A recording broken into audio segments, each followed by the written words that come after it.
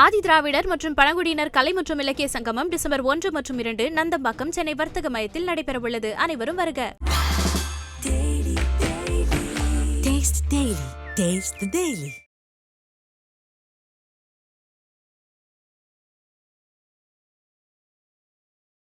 IBC Tamil நேயர்களுக்கு வணக்கம். இன்றைய நேர்காணலில் நம்மோடு இணைந்திருப்பவர் வானிலை ஆய்வாளர் செல்வகுமார் அவர்கள். வணக்கம் சார். வணக்கம் ஐயா. வணக்கம். புயல் தமிழ்நாட்டை நோக்கி வருது, அதுவும் சென்னைக்கு அருகாமையா வருது அப்படின்லாம் செய்திகள் வந்துகிட்டு இருக்கு. நம்ம டெல்டா மாவட்டங்கள்ல ஆல்ரெடி நம்ம மழைப்பொழிவு இருக்கக்கூடிய விஷயங்கள் நம்ம தொடர்ந்து பார்த்துட்டு இருக்கோம். நம்ம கடந்த நேர்காணலே அதை பத்தி பேசியிருந்தோம். இன்றைய நிலையில புதிதாக ஒரு புயல், அதுவும் சென்னையை நோக்கி வரப்போது. அடுத்த 3 நாட்களுக்கு கனமழைக்கு வாய்ப்பு அதிகமா இருக்கிறதாகவும் செய்திகள் வந்துட்டு இருக்கு.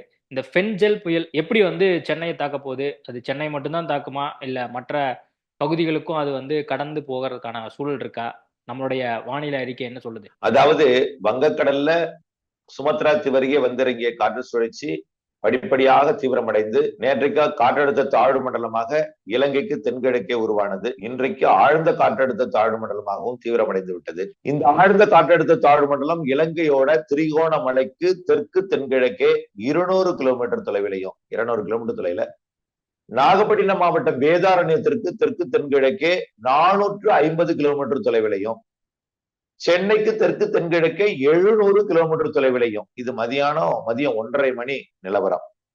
அதாவது 26ஆம் தேதி மதியம் 1:30 மணி நிலவரப்படி இது படிப்படியாக டெல்டா மாவட்ட பகுதியை நோக்கி தான் நெருங்கி வரும். வட இலங்கை மற்றும் டெல்டாவை நோக்கி, அதாவது இலங்கை கடற்கரைக்கு இணையாக திரிகோணமலை மற்றும் முல்லைத்தீவு கடற்கரைக்கு இணையாக மற்றும் அப்படியே காங்கேசன் துறை பகுதியை ஒட்டியே அது டெல்டா மாவட்ட கரைக்கு வரும் பொழுதே வரும் வழியில தான் ஃபென்ஜெல் ஆக போகுது. நாளைக்கு ஃபென்ஜெல் ஆயிடும். இது ஃபென்ஜெல் புயல் ஆனாலும் கரையை கடக்கும் பொழுது அது செயலிழந்துதான் கரை கடக்கும். காற்று பாதிப்பு எதுவும் இருக்காது. பாதிக்கும் காற்று இல்லை. இப்பொழுதைக்கு பாதிக்கும் மழைப்பொழிவாகத்தான் தெரியுது. பாதிக்கும் மழைப்பொழிவு அது எப்படின்னா, இப்ப பாருங்க, நாகப்பட்டினம் மாவட்டத்திற்கு வேதாரண்யத்துக்கு 450 கிலோமீட்டர் தொலைவில் இருக்கு. ஆனா நாகப்பட்டினம் மாவட்டத்தை அடைவது 28ஆம் தேதி தான். 28ஆம் தேதி பிறப்பதான் அடைய போகுது. ஆக இன்னும் 3 நாட்கள் 450 கிலோமீட்டர் நகரப்போகிறது. இந்த 450 கிலோமீட்டர் 3 நாள். ஆக 3 நாள்ல ரொம்ப ஸ்லோ. ஆக இப்பவே இந்த மழை டெல்டாவிலே கனமழையாக பொழிந்து வருகிறது. வேதாரண்யம், நாகப்பட்டினம் மாவட்டம் முழுவதுமே கனமழை. மயிலாடுதுறை மாவட்டத்திலையும் காரைக்கால்லையும், இப்ப திருவாரூர் மாவட்டத்திலையும் மழை காலையிலேயே தொடங்கி படிப்படியா மழை அதிகரிச்சு நல்ல கனமா பெய்து கொண்டிருக்கிறது. சென்னைக்கு விட்டு விட்டு மழை பொழிந்தாலும் தூறல் மழை பொழிவு ஒரு மாதிரியான அசாதாரண சூழ்நிலை சென்னைக்கு நிலவுவதாக தெரிகிறது. ஆனால் மழைப்பொழிவை பொறுத்த வரைக்கும் முதல்ல அதிக மழைப்பொழிவை கொடுக்க போவது விழுப்புரத்திற்கும் ராமநாதபுரத்திற்கும் இடைப்பட்ட மாவட்டங்கள் தான். இதுல குறிப்பாக கடலூர், மயிலாடுதுறை, காரைக்கால், நாகப்பட்டினம், திருவாரூர், தஞ்சாவூர், புதுக்கோட்டை, இந்த மாவட்டங்களுக்கு நிறைய மழைப்பொழிவு 3 நாட்களுக்கு கொடுக்க போகிறது. இது படிப்படியா அதிகரிச்சு நான் ஸ்டாப்பா இடைநில்லா மழையாக, மிதமான மழையாக தொடங்கி கனமழையாக மாறிடும் நான் ஸ்டாப்பா. ஆக இந்த நான் ஸ்டாப்பா பெய்யற மழை இடையிடையிலே அப்பப்போ மிக கனமழை, அதி கனமழை பொழிவு கூட கொஞ்சம் நேரம் அப்படி பெய்து விட்டு தீவிரம் குறையும். சடன்னு பெய்யும், அப்புறம் குறையும். இப்படியே மழை பொழிவு இருந்து கொண்டே இருக்கும். இது மட்டும் இல்ல, இப்பொழுதைக்கு திருச்சியில மழை தொடங்கிருச்சு, திருவண்ணாமலை தொடங்கிருச்சு, மதுரை தொடங்கிருச்சு, தொடங்க போகுது தூறலா. கோயம்புத்தூர் மாவட்டம் பாலக்காட்டு கணவாயிலும் தூறல் தொடங்கிடுச்சு இந்த நேரத்துல. ஆக மழைப்பொழிவு தென் மாவட்ட மேற்கு தொடர்ச்சி மலை, ஒட்டுமொத்த நீலகிரி வரைக்கும், மேற்கு தொடர்ச்சி மலை, கர்நாடக எல்லையோரம் வரைக்கும் இன்று இரவுக்குள் மழை தொடங்கிறோம். ஆனால் பாதிக்கு கிழக்கே மிக கனமழை பொழிவாக இருக்கும். டெல்டா மாவட்டங்களுக்கு தான் அதீத கனமழை பொழிவு தெரிகிறது. கடலூரையும் புதுக்கோட்டையும் இணைத்த டெல்டா மாவட்டங்களுக்கு அதீத கனமழை பொழிவு. சென்னைக்கு இது கரையை, அதாவது டெல்டா மாவட்டங்களுக்கு 28ஆம் தேதி நெருங்கி 29ஆம் தேதி கடலூர் மாவட்டத்தை தாண்டி விழுப்புரம் மாவட்டத்துக்கு நெருக்கும் பொழுது அது 29, கரை கடப்பது 30. 1ஆம் தேதி தான் உள்ளே போகிறது. அப்பதான் சென்னைக்கு அதிகமாகும் மழை. Okay sir. இப்போ டெல்டா இல்ல, இப்போ நீங்க டெல்டா மாவட்டங்கள்ல அதிக கனமழைக்கு வாய்ப்பு இருக்கு அப்படின்னு நீங்க சொல்றீங்கல்ல, அந்த கனமழைங்கிறது எவ்வளவு சென்டிமீட்டர் இருக்கும்? இப்ப 12ல இருந்து 15. இப்ப பாம்பன்ல அண்மையில நம்ம பார்த்தோம், அதிகப்படியான ஒரு சென்டிமீட்டர் அளவுல மழைப்பொழிவு இருந்தது. அது மாதிரி இப்ப இந்த டெல்டா பகுதிகளில் எவ்வளவு சென்டிமீட்டர் இந்த கனமழைன்னு சொல்லும் போது நம்ம எதை மீன் பண்ணிக்கிறது? 8 சென்டிமீட்டரா, 9 சென்டிமீட்டரா, 10 சென்டிமீட்டரா? அதாவது ராமநாதபுரம் மாவட்டத்துல ராமேஸ்வரத்துல மழை பொழிவு கொடுத்தது வந்து சிறு காற்று சுழற்சி இலங்கைக்கு தெற்கே இருந்துச்சு, காற்று குவிதல் காரணமா கொடுத்துச்சு. ஆனா இப்போ அப்படி அல்ல.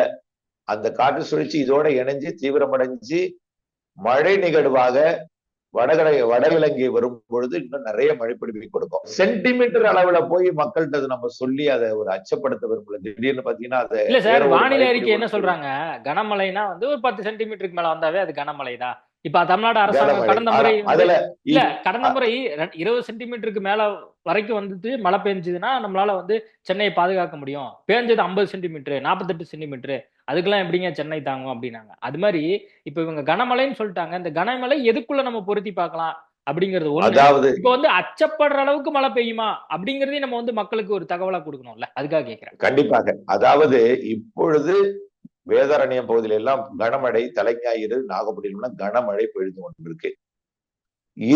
இந்த மழை பொழிவுல இரட்டிப்பாகும் நிச்சயமா இரவு. அதுல இன்னும் கொஞ்சம் கூடும் நாளை பகல். அதே நிலை தொடரும் அடுத்த நாள் 27, 28 அதே மாதிரி இருக்கும். அப்போ அவர்களே யூகித்துக் கொள்ள வேண்டிய முடிவுக்கு தான் நம்ம விடணுமே தவிர ஒரு சென்டிமீட்டர் சொல்லி அவர்களை நான் அச்சப்படுத்த விரும்பல. கண்டிப்பா வேறொரு மழையோட போய் அச்சப்படுத்தி அவர்கள் ஒரு பீதி ஆகிடுமோ. ஏற்கனவே ஒரு புயல் அச்சம் இருந்து மரங்களை வெட்டிட்டு இருக்காங்க. ஆகவே அதாவது இது காற்று பாதிப்பை கொடுக்காது. டெல்டா நெருங்கும் பொழுது அது காற்று பாதிப்பெல்லாம் எதுவுமே இருக்காது. ஆனால் அது கரை கடக்க போகுது. வட தமிழ்நாடு அதீத மழைப்பொழிவை கொடுக்க போகுது. ஆனால் நிறைய மழைப்பொழிவு, பயிர்களை மூழ்கடிக்கும் மழைப்பொழிவு. ஆனா இது டெல்டாவிற்கு தாழ்வான பகுதிகளுக்கு கொஞ்சம் பிரச்சனையை கொடுக்கக்கூடிய மழைப்பொழிவு, அப்படிதான் சொல்லலாமே தவிர இது புரிஞ்சுக்கணும், அவ்வளவுதான். தாழ்வான பகுதியில் இருப்பவர்கள் பாதுகாப்பான இடங்களுக்கு சென்று விட வேண்டும், அப்படிதான் சொல்லலாம். இது ஒரு சென்டிமீட்டர்ல சொல்றதுக்கு அவ்வப்பொழுது நம்ம அறிவிக்கலாம் அப்பப்போ அப்படின்னு நான் நினைக்கிறேன். பெஞ்சல் புயல் அதை பத்தி நம்ம பேசுவோம். இப்போ வந்து அது எங்க உருவாகுது, எங்க வந்து அது நகர்ந்துகிட்டு இருக்கு, அது வந்து சென்னைக்கு அருகாமையில வந்து எப்போ வந்து வருவதற்கான சூழல் இருக்கு, அது சென்னையை நோக்கி தான் வருதா, இல்ல நாகப்பட்டினம் அங்கேயே வந்து அது கரையை கடக்கிறதா, இல்ல இலங்கைய பகுதியிலிருந்து அது உருவாகுது அப்படின்லாம் செய்திகள் ஒன்று இருக்கு. இது எந்த அளவுக்கு வந்து அந்த பெஞ்சல் புயலுடைய தாக்கம் எப்படி தமிழகத்தை வந்து எதுவும் தாக்கக்கூடிய ஒரு சூழல், அது எந்த மாதிரியான மழைப்பொழிவை வந்து கொடுக்கறதுக்கான சூழல் இருக்கு? கண்டிப்பாக. தற்பொழுது திரிகோணமலைக்கு 200 கிலோமீட்டர் தொலைவில தெற்கு தென்கிழக்கே இருக்கு. அதாவது இலங்கைக்கு நேர் தெற்கே இல்லாம கொஞ்சம் அருகிலே தான் இருக்கு திரிகோணமலைக்கு. 200 கிலோமீட்டர் தான். இது திரிகோணமலை எல்லாம் கரை கடக்காமல் திரிகோணமலை உள்ளிட்ட இலங்கையோட கிழக்கு பகுதிகளுக்கெல்லாம் நிறைய மழை பொழிவு. பாவம், நேற்றைக்கே முல்லைத்தீவுல வெள்ளப்பெருக்கு, நேற்றே வெள்ளப்பெருக்கு. இன்றைக்கெல்லாம் தாங்காத மழை பொழிந்து கொண்டிருக்கிறது இலங்கைக்கு. யாழ்ப்பாணம், திரிகோணமலை எல்லாமே தமிழர் பகுதிகளில் வடக்கு கிழக்கு மாகாணங்கள் கொஞ்சம் பாதிக்கும் மழையாக பொழிந்து கொண்டிருக்கிறது. இந்த நிலையில தான் தமிழ்நாட்டுல மழை தொடங்கி தான் இருக்கு. ஆக இன்னும் நகர வேண்டிய நேரம் 3 நாள் இருக்கு. நெருங்கி வரக்கூடிய நாளுக்கு வந்து 3 நாள் இருக்கு. படிப்படியா அதிகரிக்கும். ஆக இது இலங்கை அருகே பயணிக்கக்கூடிய ஒரு வலுவான நீரோட்டத்தை பிடிக்க போகிறது. பிடிச்சிட்டுனா அது புயல். ஒரு வலுவான நீரோட்டம் இலங்கையை ஒட்டி பயணித்துக் கொண்டிருக்கிறது. அதை பிடிச்சிட்டுனா அது புயல், இல்லைன்னா ஆழ்ந்த மண்டலம். பிடிச்சிட்டுனாலும் விலகி போயிடாது. பல்வேறு உலக நாடுகள் வானிலை ஆய்வாளர்கள் என்ன சொல்லியிருக்காங்கன்னா, புயலாகி விலகி கல்கட்டா போகணும்னு சொல்லிட்டு இருக்காங்க. பல்வேறு மாதிரிகள் தமிழ்நாட்டை நோக்கியே காட்டல. அதனால எல்லா வானிலையாளர்களும் குழம்பி போயிருக்கிறார்கள். இப்ப இந்திய வானிலை ஆய்வு நிறுவனம் கூட தமிழ்நாட்டை நோக்கியே கோடு போடல. அது பாத்தீங்கன்னா சென்னையை தாண்டி இருக்குது கோடு. பாத்தீங்கன்னா இன்னைக்கு வெளியிட்டிருக்கக்கூடிய இதுக்கெல்லாம் காரணம் சென்னையை தாண்டிடுச்சு கோடு. ஆனா நம்ம என்ன சொல்றோம்னா, புதுச்சேரிக்கும் சென்னைக்கு இடையில தான் கரை கிடக்கும்னு சொல்றோம். ஐஎம்டியோடது வந்து சென்னையை தாண்டி கொண்டு இருக்கு. காரணம் என்னன்னா, ஒரு குழப்பமான வானிலை முடிவுகளை உலக வானிலையாளர்கள், வல்லரசுகள் கூட வழங்கிட்டு இருக்காங்க. இது இலங்கையோட வடக்கு பகுதிக்கு வரும்பொழுது அந்த வெப்ப நீரோட்டம் என்பது குளிர் நீரோட்டமாக, கொஞ்சம் தீவிரம் குறைந்த நீரோட்டமாக இருக்கிறது. அதாவது குளிர்னா முற்றிலும் குளிர் கிடையாது, வெப்பம் குறைந்து இருக்கிறது அந்த இடத்துல. இதனால தொடர்ந்து அதுக்கு சக்தி கிடைக்காது. தமிழ்நாட்டில் ஏற முற்படும் பொழுது இருக்கக்கூடிய குளிரலை அதை கொஞ்சம் கொஞ்சமாக செயலிழக்கத்தான் செய்யும். மழைப்பொழிவை கொடுக்கும். ஆனால் அது தொடர் தீவிரமாக இருக்கும்னா அந்த அளவுக்கு இருக்க வாய்ப்பு இல்லை. அதனால டெல்டா மாவட்டங்கள் வரைக்கும் நிறைய மழைப்பொழிவை கொடுத்துட்டு, டெல்டா மாவட்டங்களை நெருங்கும் வரைக்கும் நிறைய மழைப்பொழிவை கொடுக்கும். பிறகு டெல்டா மாவட்டங்களை விட்டு வடக்கே போக போக சென்னை உள்ளிட்ட மாவட்டங்களுக்கும் வடகடலோர மாவட்டங்களுக்கும் நிறைய மழைப்பொழிவை கொடுக்கும். ஆனால் கரையை கடக்கும் பொழுது, ஏறும் பொழுது ஒரு நன்கமைந்த காற்றழுத்த தாழ்வு பகுதியாகத்தான் செயலிழக்கும். வெல் மார்க் லோ பிரஷரா செயலிழந்து அல்லது ஒரு மண்டலமா தான் கரை கிடக்கும், தவிர புயலா கரை கிடைக்காது. ஒரு மண்டலமாக பேர் வச்சிருக்காங்களே சார், அது என்ன ரீசன் சார்? இப்போ நீங்க சொல்றீங்கல்ல அதிகபட்சம் மண்டலமா மாறலாம், புயலா வந்து போறதுக்கான சூழல் இருக்குன்னு சொல்றீங்க. ஆனா புயலுக்கான பேர் வச்சிருக்காங்களே. அதாவது புயல் உருவாகவில்லை. ஆழ்ந்த காற்றழுத்த தாழ்வு மண்டலமாக தான் உருவாகி இருக்கு. ஆனா பேர் நாம தான் வச்சுட்டாங்க. புயல் பேர் வைக்கல இன்னும். புயலுக்கான பெயரை வைப்பதற்காக நாம் அதோட லிஸ்ட்ல இருந்து எடுத்து வச்சிருக்கோம், அவ்வளவுதான். நாம தான் எடுத்து வச்சிருக்கோம். இந்திய வானிலை ஆய்வு நிறுவனம் புயலுக்கு பெயர் வைக்கல. புயலான பிறகுதான் அவர் பெஞ்சல் என்ற பெயரை அவர்கள் அறிவிப்பார்கள். நாம அடுத்த பெயர் பட்டியலிருந்து ஒரு பெயரை அடுத்த பெயரை நாம எடுத்து வச்சிருக்கோம். அதை தான் நாம சொல்லிட்டு இருக்கோமே தவிர இன்னும் புயலாக உருவாகவில்லை. உருவான பிறகு பெயர் வைக்கப்படும். பெயர் வைத்தாலும் மீண்டும் பெயர் இழந்து, அதாவது பெஞ்சல் என்ற பெயர் செயலிழந்தது என்று அறிவிக்கப்பட்டு செயலிழந்த பெஞ்சல் புயல், அப்படிதான் பெஞ்சல் புயல் என்றுதான் சொல்லுவாங்க. அதுக்கப்புறம் சென்னை நெருங்கும் பொழுது இருந்தாலும் மழை பொழிவை கொடுக்கும். மண்டலமே அதிக மழை பொழிவை கொடுக்கும். நாம காற்று அச்சம் பட தேவையில்லை. காற்றுக்கு பிரச்சனையே இல்லை. கடல் பகுதியில மட்டும்தான் காற்று இருக்கும். அது இலங்கை நெருங்கும் வரைக்கும் காற்று கடல்ல பயங்கரமா இருக்கும். இலங்கைக்கும் காற்று அச்சுறுத்தலை கொடுத்து கொண்டிருக்கு. இலங்கைக்கும் காற்று வீசிட்டு இருக்கு. இலங்கைக்கும் காற்று வீசி கொண்டிருக்கிறது. காற்று அச்சுறுத்தலை கொடுத்துருக்கு. காற்று சேதம் இலங்கைக்கு கொடுக்கும். குறிப்பாக வடக்கு கிழக்கு மாகாணங்கள், கடலோர பகுதிகளுக்கு கொஞ்சம் காற்று சேதத்தை கொடுக்கும். ஆனால் தமிழ்நாட்டுக்கு வரும்பொழுது அது காற்று சேதம் இல்லாமல் சாதாரண, அது காற்று சேதம் இலங்கைக்கு ஒரு பெரிய பாதிப்பு இல்ல. 85 தான் கொடுக்கும். 85ங்கிறது சாதாரண புயல். இலங்கைக்கு கொடுப்பது கூட காற்று பாதிப்பு. தமிழ்நாட்டுக்கு வரும்போது அந்த 85 குறைஞ்சு 55 மாறிடும். 55 45 மாறி சாதாரண காற்றோட தான் வட தமிழ்நாடு கரையை 30ஆம் தேதி, இன்னும் 5 நாள் இருக்கு, 4 நாள் இருக்கு. 1ஆம் தேதி தான் முழுமையா உள்ள போகும். 2ஆம் தேதி தான் அரபிக்கடல் போகும். அதுவரை மழை பொழிவை கொடுத்துட்டு இருக்கோம். பின்னாடியே ஒரு பெரிய வேதனை என்னன்னா, இது நிறைவடைந்த ஒரு நாள் தான் இடைவெளி கொடுக்கும். இன்னொரு சிஸ்டம் தமிழ்நாட்டுக்கு வருது. அதான் பிரச்சனை. அடுத்தடுத்தது இன்னொன்னு வந்துட்டு இருக்கு. இதான் அடுத்த மழை பொழிவை கொடுக்க போகுது. ஓகே, இப்ப சென்னை, காஞ்சிபுரம், திருவள்ளூர் இந்த 3 மாவட்டங்களுக்கும் அதிக கனமழை, ஆரஞ்சு அலர்ட் கூட கொடுத்திருக்கிறதாக நம்ம செய்திகள் கேள்விப்படுறோம். இந்த ஆரஞ்சு அலர்ட், அது மட்டும் இல்லாம இந்த மழை பொழிவு எந்த நேரத்துல அதிகப்படியான மழையை எதிர்பார்க்கலாம்? காலை நேரமா, இல்ல மாலை நேரமா, இல்ல இரவு நேரங்களையா? அதாவது சென்னையை பொறுத்த வரைக்கும் ஆரஞ்சு அலர்ட் கொடுத்திருப்பதற்கான காரணம், காலையில கொஞ்சம் நல்ல மழை பெய்ஞ்சிச்சு இன்னைக்கு காலையில, நள்ளிரவு பிறகு காலையில. ஆனா இப்போ அந்த தீவிரம் இல்ல. ஆனால் இப்போ மழை பொழிவு எங்கன்னா செங்கல்பட்டுல இருந்து அதிக மழை இருக்கு. செங்கல்பட்டு மாவட்டத்தில இருந்து விழுப்புரம் மாவட்டத்துக்கு தெற்கே தான் அதிக மழை, புதுச்சேரிக்கு தெற்கே தான் அதிக மழை இன்னும் அதிகமா இருக்கு, கடலூருக்கு தெற்கே தான் அதிக மழை இருக்கு. ஆனா மழை பொழிவு சென்னைக்கு இப்பொழுதைக்கு ஆரஞ்சு அலர்ட், முதல்ல எல்லோ அலர்ட்னா வானிலை அப்டேட்ஸை பார்த்து கொண்டிருந்தல் என்றுதான் அர்த்தம். மழை பொழிவுக்கான அர்த்தம் அல்ல அது. அதாவது எல்லோ என்றால் வானிலை இந்த மாவட்டத்துல மழை பெய்யலாம், இந்த மாவட்டத்துக்கு எப்படிப்பட்ட மழை என்று நீங்கள் உற்று நோக்கி கொண்டே இருங்கள், நாங்கள் அறிவிப்போம் அப்டேட்ஸ் அப்படின்னு அர்த்தம். கவனத்தை வச்சிருக்காங்க கொண்டு வந்து.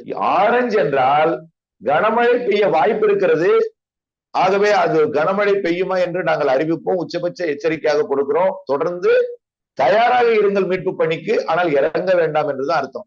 ரெட் என்றால் பெய்து விட்டது, இறங்கி விடுங்கள் மீட்பு பணியில் என்றுதான் அர்த்தம். அப்படிதான். ஆகவே டெல்டா மாவட்டங்களுக்கு தான் இப்போ ரெட் அலர்ட். சென்னையை பொறுத்த வரைக்கும் ஆரஞ்சு அலர்ட். அந்த ஆரஞ்சு அலர்ட் கூட தொடர்ந்து ஆரஞ்சு அலர்ட்டா நீடிச்சுட்டே இருக்கும். ஏன்னா மழை எச்சரிக்கை கொடுத்துட்டே இருக்கு, மிரட்டிட்டே இருக்கு. ஆரஞ்சு அலர்ட்டா நீடிட்டு இருந்தாலும் பெரிய பாதிக்க மழை இப்பொழுதைக்கு இல்ல சென்னையை பொறுத்த வரைக்கும். நமக்கு அந்த புதுச்சேரியை நெருங்கும் பொழுது 29ஆம் தேதிக்கு மேலதான் கொஞ்சம் அதிக மழை இருக்கும். ஆனா சென்னையை பொறுத்த வரைக்கும் 2-3 சென்டிமீட்டர்னால பேசு பொருள் ஆயிடுது. அதான் ஒரு பெரிய, அவர்களுக்கு அதுவே ஒரு பேசு பொருள் ஆயிடுது. அதுவே ஒரு 10 சென்டிமீட்டர் வரைக்கும் மேல கூட போறதுக்கு வாய்ப்பு இல்லை. இப்பொழுது நிகழ்வானது வடகடலோரத்தை நெருங்கும் பொழுது, டெல்டாவிற்கு மழை கொஞ்சம் தீவிரம் குறையும் பொழுதுதான் அங்கே மழை தீவிரம் அடையும். டெல்டாவிற்கு மழை குறையும் பொழுது சென்னை தீவிரம் அடையும். அதுதான் இப்பொழுது ஆய்வறிக்கை. ஓகே, அதான் நம்ம 26ஆம் தேதி பேசிட்டு இருக்கோம். 29ஆம் தேதிக்கு அப்புறம் கொஞ்சம் மழைப்பொழிவு அதிகமா இருக்கும் சென்னைக்கு. ஏன்னா டெல்டால மழைப்பொழிவு கம்மியாகுது அப்படின்னு நீங்க சொல்றீங்க. இப்ப அடுத்த இந்த மாத இறுதியில நம்ம இருக்கோம். இன்னும் கரெக்டா ஒரு 5 நாள் தான் இருக்கு. இந்த மாத இறுதிக்குள்ள நம்ம எங்கெங்க பகுதிகளில் அதிகப்படியான மழைப்பொழிவு பார்க்கலாம், எங்க எதிர்பார்த்தது மாதிரி நம்ம ஒரு இவங்க சொல்ற மாதிரி அந்த ரெட் அலர்ட் அப்படிங்கிறது வேற எந்த பகுதியில வர்றதுக்கான வாய்ப்புகள் இருக்கு, ரெட் கொடுக்கறதுக்கு வாய்ப்பு இருக்கு? அதாவது நம்ம இந்த பேசி கொண்டிருக்கிறது கூட ரெட் அலர்ட் மாவட்டங்கள் எண்ணிக்கையை கூட்டியிருப்பாங்க. நிச்சயமா 3 மணிக்கு ஒரு நேரலை இருக்கும், அதுல கூட்டியிருப்பாங்க. அந்த நேரலையை பாத்தீங்கன்னா விழுப்புரம் ரெட் அலர்ட் கொடுத்திருப்பாங்க. அதே போல கடலூர், அரியலூர் மற்றும் புதுக்கோட்டை, ராமநாதபுரம் மற்றும் இந்த மாவட்டங்கள் உறுதியாக தொடர்ந்து ரெட் அலர்ட் எடுக்கக்கூடியது ஒரு 4 நாளைக்கு.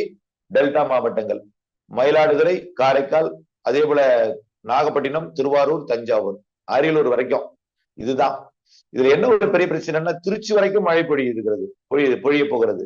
அரியலூர் பெரம்பலூர் பொழியும், புதுக்கோட்டையோட மேற்கு பகுதி வரைக்கும் பொழியும், திண்டுக்கல் மாவட்ட எல்லை வரைக்கும், ராமநாதபுரத்துக்கு உள்ளே மதுரை வரைக்கும் மழை பொழிவு கிடைக்கும். அப்போ அந்த வடிகிற நீர் கடைமடை பகுதிகளுக்கு வரும். அப்போ கடைமடை பகுதிகளில் கொஞ்சம் தாழ்வான பகுதியில இருப்பவருக்கு மட்டும் தான் பிரச்சனை. இப்போ ரெட் அலர்ட் என்பது ஒரு பொருட்டல்ல. கடைமடை பகுதிகளில் தான் உச்சபட்ச எச்சரிக்கையாக இருக்க வேண்டும். குறிப்பாக கடலூர் கடலோரம், விழுப்புரம் கடலோரம், கடலூர் கடலோரத்திலிருந்து அதிகமான மழை இருக்கு. கடலூர் கடலோரம், அதே போல மயிலாடுதுறை கடலோரம், காரைக்கால், நாகப்பட்டினம் கடலோரம், திருவாரூர் மாவட்டத்தோட தெற்கு கடலோரம், முத்துப்பேட்டை, திருத்துறைப்பூண்டி மற்றும் இந்த பகுதிகள், கோட்டூர், இந்த ஒன்றியங்கள், பட்டுக்கோட்டை மற்றும் அதிராமப்பட்டினம், புதுக்கோட்டை மாவட்ட மணமேல்குடி போன்ற பகுதிகள், அது அறந்தாங்கிக்கு கிடைக்க உள்ள பகுதிகளுக்கெல்லாம் கொஞ்சம் உச்சபட்ச மழை, அதாவது நீர் அதிகபட்சமாக வடியும் வழித்தடமாக இருக்கிற காரணத்தினால கொஞ்சம் முன்னெச்சரிக்கை தேவை. ஓகே சார், தற்போதைய வானிலை அறிக்கைக்கு மிக்க நன்றி. மற்றொரு நேர்காணல்ல மீண்டும் சந்திக்கிறோம். நன்றி ஐயா, நன்றி நன்றி நன்றி.